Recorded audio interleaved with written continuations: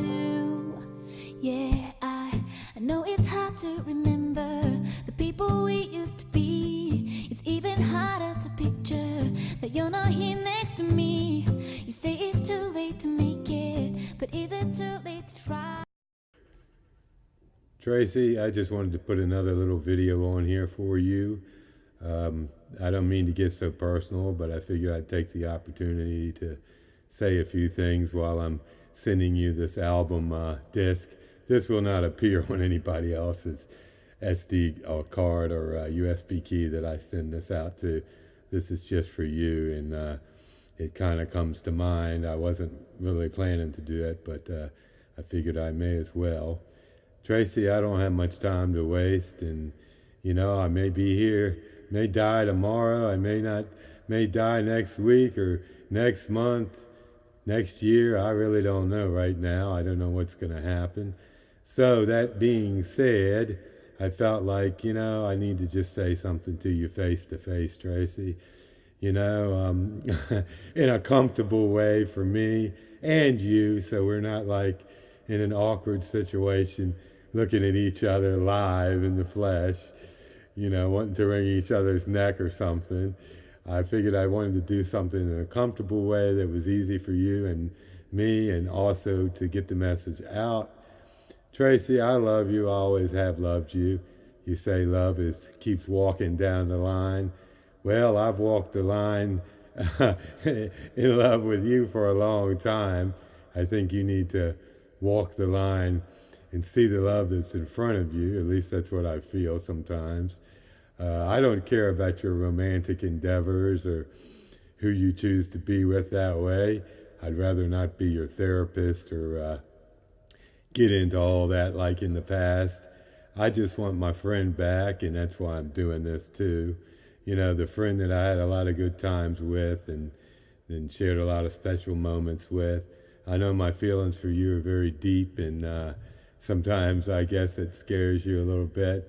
But Tracey, I feel like, you're the first girl that ever opened herself up to me, and the first girl that loved me back when I loved her.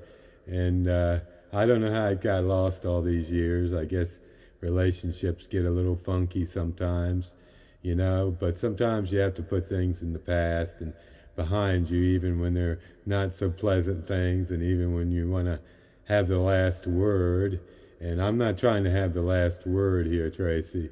I'm just doing this because if I don't get a chance to speak to you again, if you never speak to me again, I want to at least leave you with something of my thoughts, and take something to my grave on a bright note between us.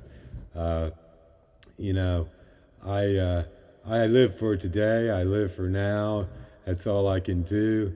Try to make the most of it. Dig into this creative stuff I'm doing a lot here lately.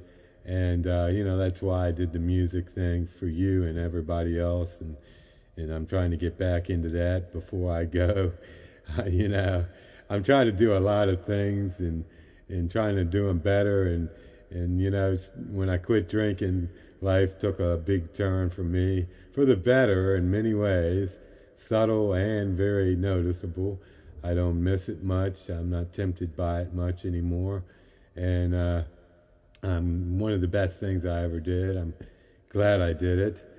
And anyway, when your life's on the line and you quit all these things and you start living differently, you get a different perspective on life, and things start to mean more to you than sometimes they may have in the past, because you might not have much time to indulge in this stuff anymore. You might get sick and be on a deathbed for a few weeks or months, and so you don't want to lose any time.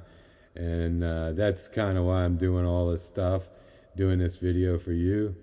Tracey, I wish that you could reach out to me and let me know what you feel again, and do it in a comfortable way. Make a video like this, or write me or something, just to let me know.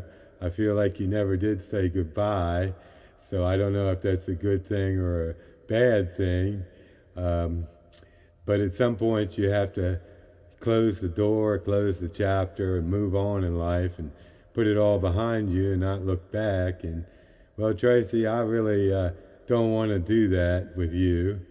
I really feel like I'm going to have to do that, but I really don't want to do it because, you know, you were a very special part of my life, and that's never going to change, and you'll always be in my heart somehow. But just knowing that you're not there anymore, you know, that just kind of stings in a way. And you know, maybe it's my fault, but I feel like it's both our faults in a way. You know, it's not a one-way street in any relationship, never is. Unfortunately, it's not that simple and black and white. But anyway, Tracey, I'm not going to ramble on and on. I'm just doing this impromptu kind of. But I just wanted to say one more time, I love you very much, girl. And I wish the best for you and whoever, you know, I wish your relationships are working out well, whoever you're with. But I still wish we had our friendship and a space for us left to share the last leg of my life, you know, to have something to share in the last leg of my life, and you know, have you be part of that.